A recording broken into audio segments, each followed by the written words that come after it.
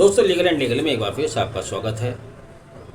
Supreme court द्वारा साल 1972 के आसपास बालचंद बालिया बनाम स्टेट ऑफ राजस्थान में एक महत्वपूर्ण निर्णय दिया गया था, जिसमें कहा गया था bail is matter of right, jail is exception.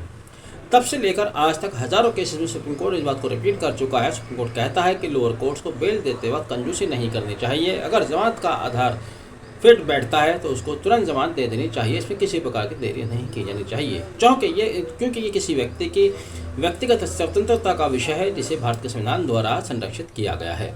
लेकिन इस सब के बावजूद भी तरह तरह के मामले सामने आते रहते हैं। ऐसे ही एक मामला महाराष्ट्र हाई कोर्ट की तरफ से सुप्रीम कोर्ट के सामने लाया गया, जो कि SLP संख्या 4793/2023 में लाया गया था, जिसमें सुप्रीम कोर्ट ने यह देखा कि एक को एक्यूज जो कि करीब 2.5 साल से जेल में बंद है, उसको ज़मानत का सुनवाई करने के बाद ऑर्डर रिजर्व कर लिया जाता है और वह ऑर्डर करीब 3 माह तक रिजर्व रखा जाता है। 3 माह बाद उसको ज़मानत खारिज कर दी जाती है।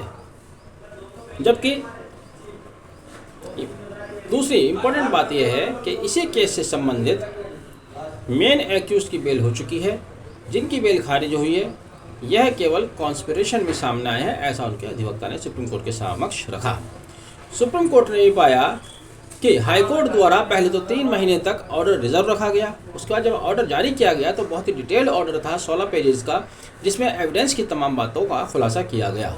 सुप्रीम कोर्ट ने यहाँ पर कहा कि बेल ऑर्डर प्रिसाइज होना चाहिए, बहुत ज़्यादा लॉन्ग नहीं होना चाहिए, उसमें एविडेंस नहीं लाना चाहिए, ज़मानत पर ध्यान देना चाहिए, ज़मानत की मुख्य बातें लिखनी चाहिए। सुप्रीम कोर्ट ने यह भी कहा कि इस तरह से किसी की ज़मानत के आदेश को रोके रखना, ज़मानत के आदेश को डिले करना, यह उसकी पर्सनल लिबर्टी पर एक आघात है, जो कि गलत है। मामला महाराष्ट्र के पुणे शहर से संबंधित है, जहां पर शिवसेना के किसी नेता की हत्या कर दी गई थी। उनकी हत्या के बाद लोनावाला थाना में FIR संख्या 487/2020 दर्ज की जाती है और उसी FIR के विरुद्ध ये गिरफ्तारियां होती हैं, जिनमें ख़ास बात यह है कि मुख्य अभियुक्त की ज़मानत हो जाती है। लेकिन एक अभियुक्त जो कि कादर नज़ीर इनामदार हैं, कादर नज़ीर इनामदार 2.5 साल से ज़्यादा जेल में हैं, उनकी ज़मानत याचिका हाई कोर्ट के समक्ष लाई जाती है। हाई कोर्ट में बहस होती है, लेकिन उनका ऑर्डर रिजर्व रख लिया जाता है, जिससे सुप्रीम कोर्ट काफ़ी नाराज़ हुआ। इस केस को सुन रहे थे जस्टिस BR गवई तथा संजय करोल, जिन्होंने कहा कि न्यायालयों को डिटेल ऑर्डर देने की ज़रूरत नहीं है, उसमें एविडेंस शामिल करने की ज़रूरत नहीं है, ना ही इस आदेश को देर तक रोके रखना चाहिए। इससे व्यक्ति की व्यक्तिगत स्वतंत्रता पर डेंट लगता है।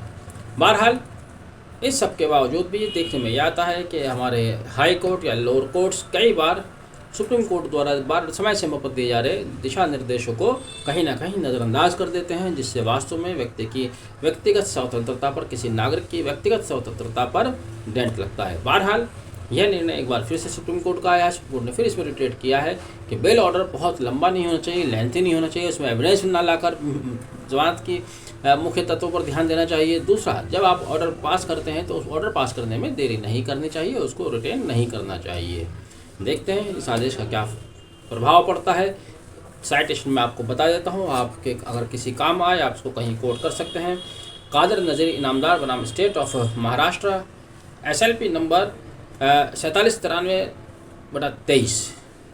आपने वीडियो आखिर तक देखा, thank you, have a nice day.